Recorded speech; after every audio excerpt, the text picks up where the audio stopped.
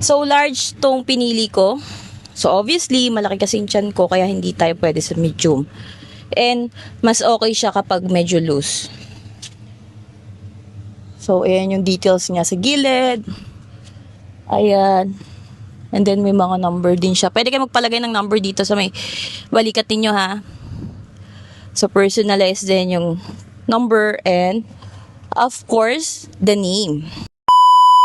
So, mag-unbox tayo ng regalo ko sana sa asawa ko para sa Valentine's. Pero medyo na-late nga lang siya.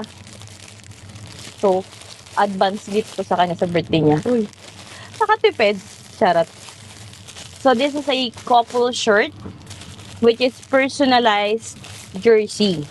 So, hindi nyo na kailangan pang mag-antay ng jersey na mga sumali sa liga kasi pwede na kayong magpa-customize anytime you want. Ang kagandahan dito, pwede nyo i-customize yung pangalan. For example, this one.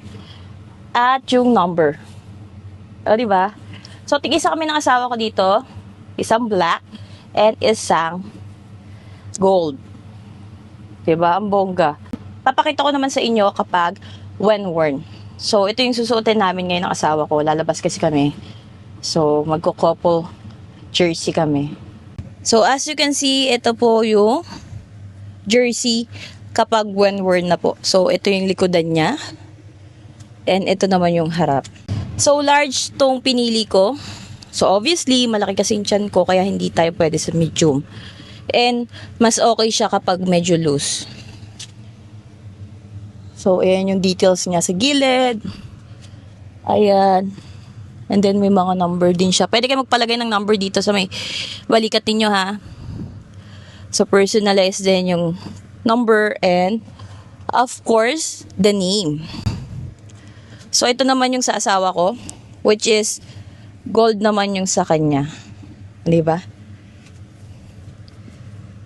So, kung gusto nyo ng ganitong item at gusto nyo magpa-personalize, guys, you can check or visit my basket.